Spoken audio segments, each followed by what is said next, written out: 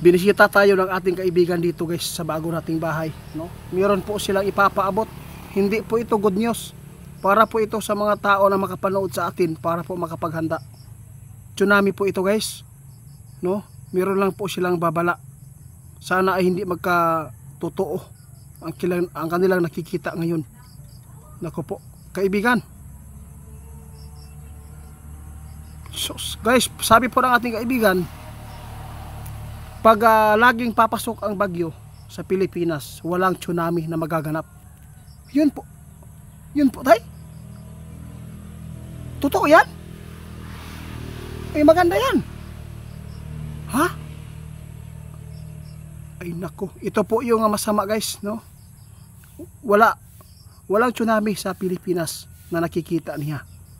Pero ang delikado lang po dito, yung kalamidad na baha, bagyo. Pero bakit nasabi po inyo kaibigan na itong prediction ninyo sa 2026 posibleng may magaganap? Nako guys, sa lahat po ng mga taga Japan, no, mga kababayan po natin doon, mag-ingat po kayo. Kasi pag laging papasok yung bagyo sa Pilipinas, kadalasan po ang yayanig sa ibang bansa yung sinasabi ni kaibigan ngayon, yung lindol at saka yung tsunami. Walang tsunami po na magaganap po dito sa ating bansa, pero bantayan daw natin ngayong 2026. Baka ito po ang agitan ng ating kaibigan. Kung hindi ito mangyari sa 2026, sa 2025 sa ibang bansa yung tsunami, posibleng magaganap yan sa susunod na taon. Sos, Ginoo ko kaibigan. Ano? Kailangan ninyong i-share ang video guys, para mapanood po ng taga-ibang bansa na mga kababayan natin dyan sa nagtatrabaho doon. Sa lahat po ng mga disyerto, no, sabi ng ating kaibigan, mamangha kayo dito guys. Kasi po mayroon pong hinuhulaan si kaibigan ngayon. No, sino man po yung mga kaibigan po natin na mga subscriber po natin sa mga malapit sa disyerto dyan, may lalamunin po daw ng tubig. Iba po ang tubig dito guys. Sabi ng ating kaibigan, nakakatakot ito. Dahil po, posibleng putik ito kaibigan. Tandaan po ninyo ang sabi ng ating kaibigan may isang disyerto guys na lalamunin ng tubig, pero ang makikita po inyo dito yung putik.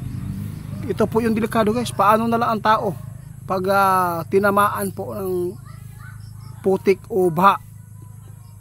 Hindi ka makakalangoy yan. Grabe yung mga prediction na to kaibigan. Bakit po ito nangyayari? Tama po si kaibigan. Alam po nyo guys kung bakit ganito po ang ating mundo, hindi na normal, dahil po sa mga taong mga sobra ang mga ginagawa nila sa mundo. Wala na po silang inaalala na mayroon pong mas pinakamakapangyarihan. Kaya hindi lang kalikasan guys, no, ang pinapaubayaan, hindi na pinipigilan ng Panginoon, dahil po para makita ng mga tao ba kung gaano po sila kalakas, no?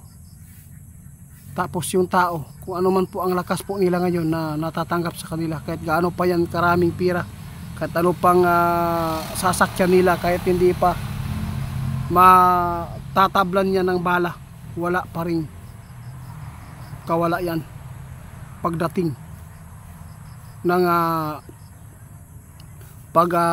subok ng Panginoon. Kaya kaibigan, maraming salamat sa inyong babala ngayon, sa lahat po ng makapanood sa ating video. Kung hindi daw mangyari guys ngayong taon na to ang tsunami sa ibang bansa, posibleng mangyari ito sa 2026, sabi ng ating kaibigan. Dito sa ating bansa, kung maraming bagyo ang papasok, walang tsunami ang magaganap. Kasi po ang makapagbigay po talaga ng lindol guys, yung panahon ng init, yung sobrang init ang panahon natin. Bigla-bigla na lang umuulan. Kaibigan, salamat po sa inyo.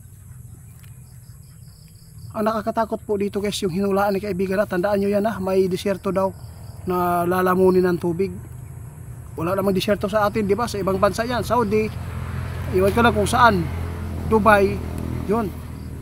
Kaya ito po yung prediction ng ating kaibigan ha, tandaan po natin, kung hindi ito mangyari, ang tsunami ngayon sa ibang bansa, posibleng mangyari yan sa 2026. Kaya may panahon pa tayo na makalikas, maka-ready para sa dalhin natin doon sa matataas-taas po ng mga lugar, tulad po ng mga probinsya na hindi po tinatamaan ng malaking tubig. Tulad po dito sa amin, kahit sinabi nila na pag mag-tsunami daw, damay ang Davao del Norte. Sa totoo lang patag yan papunta doon sa Libuganon, Pantukan, Mako. Pero dito sa amin layo, sobrang labo na talaga guys. Kaya sana po i-share po ninyo ito guys ha, para makapaghanda pa ang mga tao. Salamat po.